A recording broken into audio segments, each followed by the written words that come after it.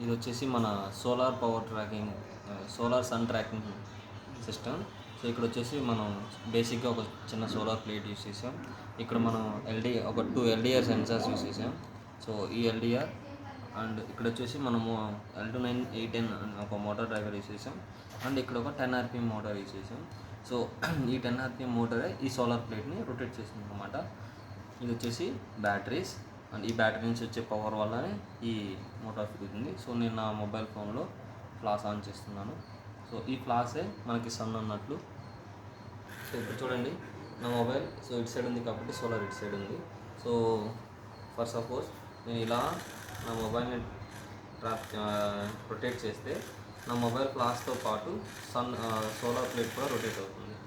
Okay, so మనకి ఇలా ఇది వచ్చేసి మార్నింగ్, ఇక్కడ సన్ బాక్స్ పెట్టి లైట్.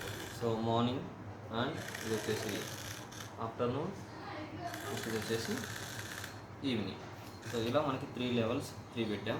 సో ఇక్కడ చూస్తే ఈ సోలార్ ఎనర్జీని మనం సోలార్ జనరేట్ చేస్తుందా లేదా అని ఒక చిన్న లైట్ పెట్టాం. సో ఈ లైట్ సోలార్ పైకి వస్తే ఈ లైట్ ఆన్ అవుతుంది. సో ఇక్కడ చూడండి నా మొబైల్ ఫ్లాష్ ద్వారా ఒక చిన్న లైట్ ఆన్ అయింది.